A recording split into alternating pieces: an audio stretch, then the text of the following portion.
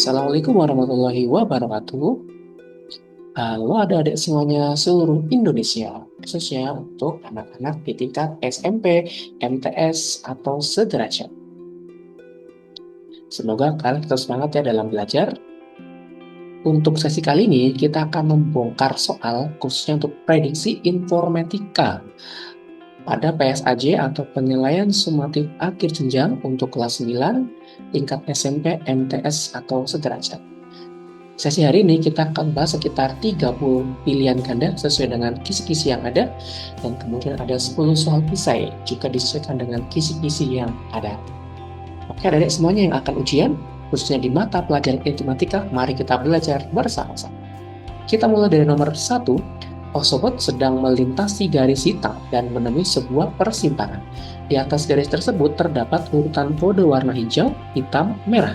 Berdasarkan standar OSO Codes, respon yang akan diberikan oleh robot tersebut adalah kira-kira mana nih ya? A. Bergerak dengan kecepatan sangat tinggi atau turbo. B. Langsung berhenti dan mematikan lampu sensor. C. Berputar balik 180 derajat ke arah datangnya robot.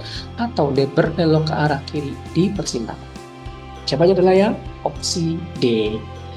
Jadi berbelok ke arah kiri di persimpangan karena ada kode warna hijau, hitam, dan merah. Soal berikutnya, nomor 2. Untuk membuat Osobot bergerak lebih cepat, berputar, atau berhenti di persimpangan tanpa menggunakan komputer, kita dapat menggunakan A. Magnet yang diletakkan di depan robot. B. Cahaya lampu senter yang diarahkan ke sensor atas robot. C. Kode warna atau OSO codes yang digambar pada lintasan garis. D. Perintah tertulis dalam bahasa Inggris di atas kertas. Oke, kira-kira jawabannya ya. Jawabannya adalah yang opsi C ya. Jadi kita harus mengasih kode warna ya, atau OSO codes itu yang digambar pada lintasan garis. Soal berikutnya, nomor 3. Osobot adalah robot kecil yang dapat mengikuti garis dan merespon kode visual. Cara memprogram Osobot secara digital adalah melalui situs A. Scratch.bit.edu, B. Google.com, C. Wikipedia.com, D. Osoblock yang jelas sekali ya, jawabannya ya opsi D, menggunakan situs digitalnya adalah osoblockly.com. Oke, selanjutnya di soal nomor 4, literasi sains mengajarkan peserta didik untuk membuat kesimpulan berdasarkan fakta dan data. Manakah contoh literasi sains di lingkungan sekolah? A. Kerja bakti membersihkan selokan bersama warga desa. B. Menanam, merawat, dan mencatat pertumbuhan tanaman di kebun sekolah. C. Membaca komik fiksi saat jam pelajaran berlangsung. D. Berdiskusi mengenai acara ulang tahun di rumah teman. Kalau kita lihat ya, secara literasi sains jelas banget ya. Opsi B yaitu menanam, merawat, dan mencatat pertumbuhan tanaman di kebun sekolah. Berikutnya, nomor 5, sebaliknya dalam sistem parity atau parity ganjil, jika jumlah bit 1 dalam rangkaian biner aslinya sudah ganjil, maka bit tambahan yang diberikan adalah angka 1, angka 2, angka 0, atau tidak perlu tambah. Kira-kira jawabannya? Ya, angka 0. Kenapa kok bisa seperti itu? Ini saya kasih penjelasannya ya. Ini ada sebuah contoh kasus data 10110. Itu memiliki 3 angka, khususnya yang angka 1 terdapat 3. Berarti kan ganjil gitu ya. Dengan menambahkan bit paritasnya 0, total angka 1 menjadi tetap 3, yaitu ganjil. Tidak ada tambahan sama sekali. Makanya kita tambahkan angka 0 saja, kayak gitu. Yang nomor 5, jawabannya yang opsi C. Soal berikutnya, nomor 6, dalam sistem event parity atau parity genap, jika rangkaian biner asal adalah simbol dolar ya, 1000, maka setelah ditambahkan parity bit hasilnya menjadi kira-kira berapa ya? A, B, C, atau D? Jawabannya adalah yang opsi A. Bagaimana kok bisa opsi A? Yuk kita simak ya pembahasannya. Jadi yang pertama, sistem event parity atau parity genap itu menambahkan parity bit agar total jumlah angka 1 dalam rangkaian biner tersebut atau termasuk parity bitnya bernilai genap. Yang pertama ya. Kemudian rangkaian asalnya kan 1000, ya, terdapat satu angka yaitu 1, yaitu ganjil juga kan. Kemudian parity bit ini ditambahkan angka 1 di belakang sehingga jumlah angka 1 menjadi genap. 1000 1 plus 0 0 0 0 gitu ya. Itu kan angka 1. Nanti hasil akhirnya ya 1000 ditambah 1 menjadi 1001 karena jumlah total angka 1 sekarang adalah 2 yaitu 2. Seperti itu ya untuk penjelasan kaitannya dengan event parity dalam konteks parity genap. Jadi jawabannya nomor 6 adalah yang opsi A. Soal berikutnya nomor 7, untuk mendeteksi adanya kesalahan saat pengiriman data akibat gangguan atau noise, sistem komputer menggunakan bit tambahan yang disebut, jelas banget ya, apa namanya? Parity bit. Ya, seperti itu. Nomor 7 jawabannya yang opsi C. Soal berikutnya nomor 8, sistem bilangan heksadesimal menggunakan basis 16. Manakah pernyataan berikut yang benar mengenai digit pada sistem heksadesimal? Kira-kira mana ya? A, B, C, atau D? Jawaban yang tepat adalah yang opsi B. Kenapa opsi B ya? Karena menggunakan angka 0 sampai 9 heksadesimal dan huruf A sampai F untuk menyatakan angka 10 sampai 15. Seperti itu ya. Gambarnya untuk konsep heksadesimal. Oke, selanjutnya kita ke nomor 9. Jika diberikan angka desimal 33, berapakah hasil konversinya ke dalam sistem bilangan oktal? 31A, B33, C44, dan D41. Jawabannya yang opsi D. Kenapa kok bisa opsi D? Gini, ya, perhitungannya seperti ini. Jadi, angka 33 di sini, ya, kalau diamati ya, angka 33 ini, nah, itu kan terdiri dari 2 digit ya, 8 kali 4 ini kan baru 32. Sedangkan ini kan 33 masih kurang 1, berarti kan lebihnya 1. Nah, itu yang kita ambil nanti angkanya ya. Dan yang kedua di sini kan dia tinggal 4 nih, angka yang terakhir. Kita ambil 4. Nah, kalau 4 berarti kan sama saja 8 dikali 0, hasilnya 4. Berarti kan C juga 4. Jadi kita ambil angka 4 karena hasil konsep konversinya kita ambil angka yang belakang. Nah, 4 taruh di sini. Set. Berarti kalau 4 kan ya 8 kali 0, berarti kan ya sisanya 4 kan, masih 4. Makanya lah bisa ditemukan angka 40. Begitulah ya asal usulnya ya untuk kaitan dengan konversi ke sistem bilangan oktal. Berikutnya nomor 10. Berapa hasil konversi dari bilangan biner 10.100 ke dalam sistem bilangan desimal 20, 26, 30, 34? Mana kira-kira jawabannya? Kita yuk cari bersama-sama dulu ya. Kita tentukan bobot tiap digit terlebih dahulu. Yang pertama, nah kita dari kiri ya. Nanti kalau kita dari kiri sebelah sini nih, angka satunya itu. Nanti kalau digit kelima yang paling kiri, berarti kan 1 itu ya dikali dengan 2 pangkat 4. Maksudnya ini 4 ya, 1, 2, 3, 4. Nanti turun semuanya ya, karena akan kita konteksnya konversi biner. Yang keempat, digit keempat berarti ini 0, 2 pangkat 3. Yang ketiga, 1 ini kan nanti kan, 1 ini 2, ini 3. Nah, 1 kali, 2-nya pangkat 2. Yang kedua, berarti ini yang ini. Nah, ini ya, sorry, ini tadi 5. Ini kok saya 1, 2, 3. Aku bingung ya, jadi saya ubah dulu. Maksudnya tadi yang kelima itu adalah yang paling depan gitu maksudnya ya. Nah ini tadi yang kelima, 1 kali 2 pangkat 4. Ini yang keempat, 0 kali 2 pangkat 3. Ini yang ketiga, 1 kali 2 pangkat 2. Dan sekarang yang keempat ini kedua ya, 5, 4, 3, 2. Yang kedua berarti 0 angkanya kali 2 pangkat 1. Dan terakhir ini yang pertama, digit ke-1 itu paling kanan ya, 0 kali 2-nya pangkat 4. Tinggal kita hitung aja nih. Yang pertama, 1 kali 2 pangkat 4, 2 kali 2, 4 ya, 4 kali 2, 8, 8 kali 2, 15. Yang pertama. Ini yang ini 0 kali 2 pangkat 3, semua yang dikalikan 0 pasti hasilnya akan 0. Berikutnya yang ini 1 kali 2 pangkat 2, 2 pangkat 2 kan 4, 4 kali 1 ya 4 gitu ya. 0 kali 2 pangkat jelas 0 ya, semua yang dikalikan 0 bertemunya 0. Dan ini juga sama, 0 kali 2 pangkat 0 kan 1, 1 kali 2 0 hasilnya. Kalau kita jumlahkan, berarti ketemunya 16 tambah 4, 20. Nah, itulah jawabannya. Jadi cara menghitungnya seperti itu ya untuk nomor 10 ya. Jawabannya yang opsi A untuk nomor 10 yaitu 20. Semoga pada paham ya untuk konsep soal seperti nomor 10. Soal berikutnya, nomor 11, sistem bilangan biner yang hanya menggunakan 2 digit, 0 dan 1 merupakan fondasi komputer modern.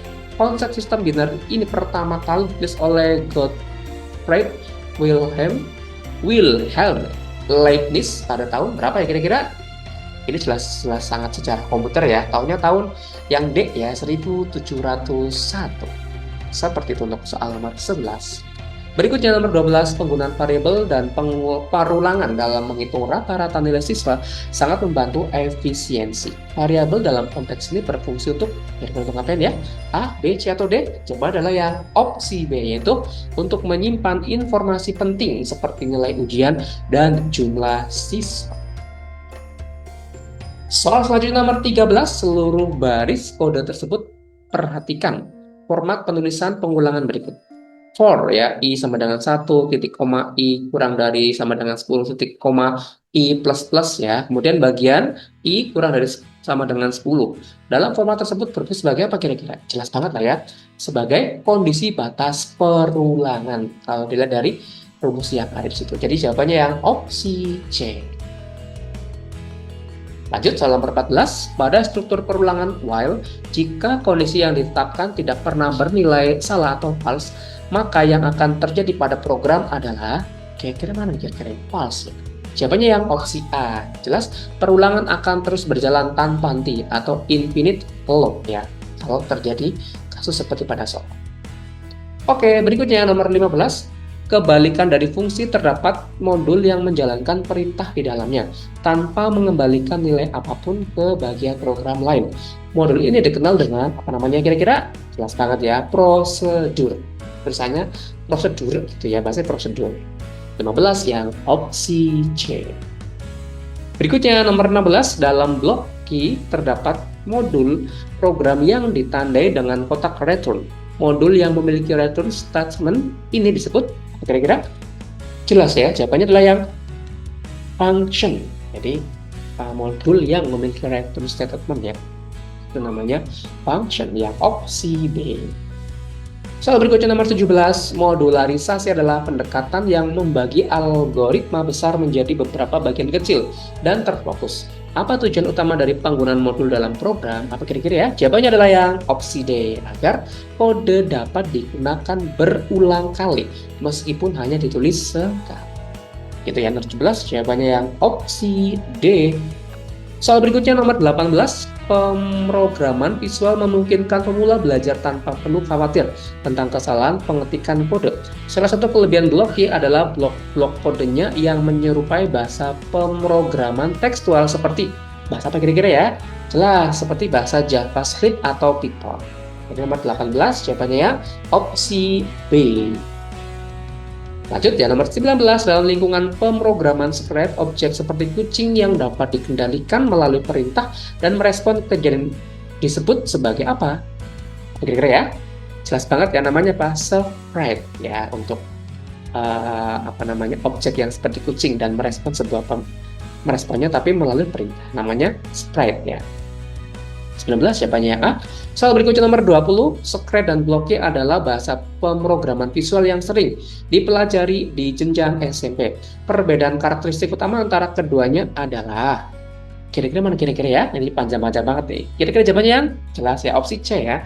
Scratch berbasis event untuk aplikasi interaktif, sedangkan Blok Y menggunakan prosedural. Itulah di situ letak perbedaannya. Oke, lanjut ya. Semoga tetap semangat belajarnya ya. Nomor 21, manakah di antara berikut yang merupakan contoh penerapan literasi numerasi dalam mengelola data nilai siswa? Jawabannya adalah 0,21 yang opsi A, yaitu menggunakan perulangan untuk mengiterasi nilai setiap siswa guna menghitung rata. Itu ya jawabannya ya. Nomor 21 yang opsi A.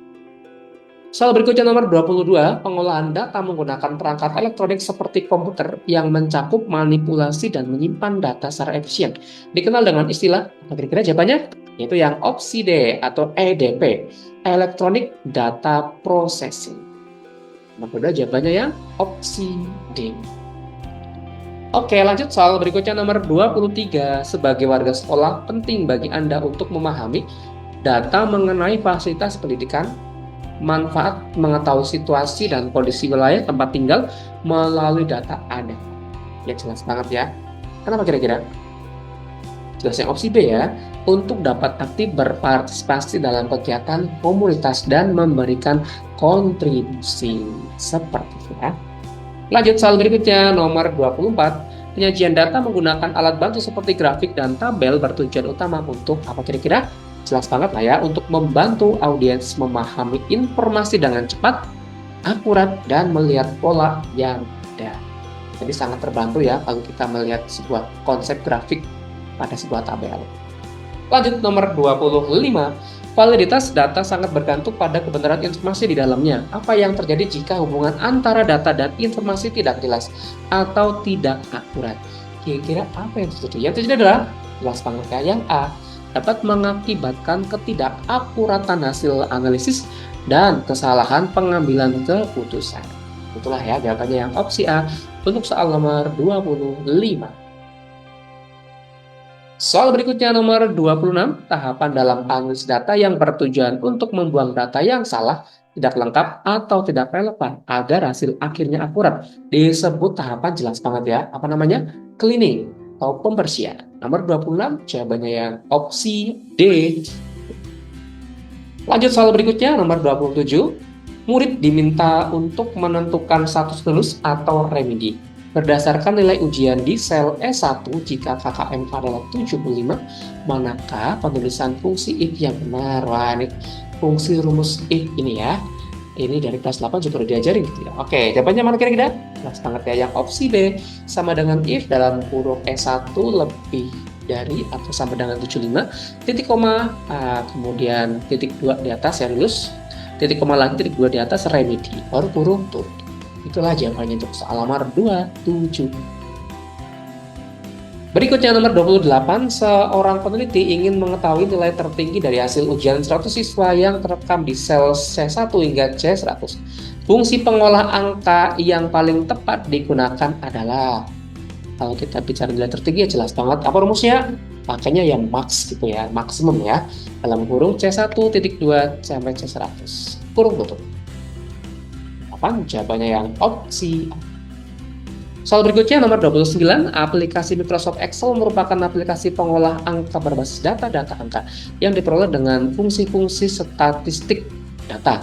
Pada aplikasinya terdapat fungsi statistik yang digunakan untuk mencari hasil nilai statistik dari sekumpulan data. Fungsi untuk mencari jumlah nilai sekumpulan data menggunakan formula. Apa kira-kira jawabannya? Ya jelas banget ya. Ya, opsi C yaitu sum ya, karena ini kait-kait dengan jumlah nilai gitu. Makanya sum. Oke, soal terakhir pada pilihan ganda sesi hari ini ya. Nanti habis ini kita langsung lanjut ke soal esai.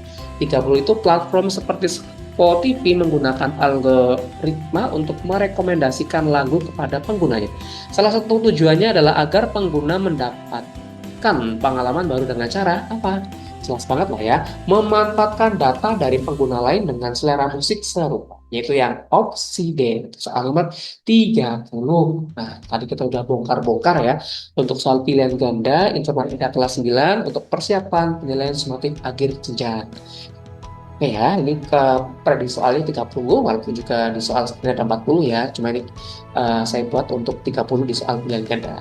Dan kita buat prediksinya, yuk kita bongkar lagi untuk soal berikutnya nomor 31 sampai nomor 40, soal berjenis kisah ya, yang disesuaikan dengan kisi-kisi yang ada. Oke, nomor 31 itu jelaskan perbedaan antara data dan informasi. Berikan masing-masing satu contoh nyata untuk memperjelas jawabanmu. Apa kira-kira? Yang pertama, ya data adalah kumpulan fakta mentah, angka atau simbol yang belum diolah. Contohnya ya, daftar nilai ujian siswa 80 sebelum 75. Simbol yang belum diolah, contoh daftar nilai ujian siswa 80, 90, 75. Misalkan seperti itu ya. Berikutnya, informasi adalah hasil pengolahan data yang sudah memiliki arti dan kegunaan bagi penerimanya. Contohnya, rata-rata nilai kelas adalah 82, sehingga kelas dinyatakan memenuhi KKM. Begitulah jawabannya ya untuk soal nomor 31 kaitannya dengan data dan informasi.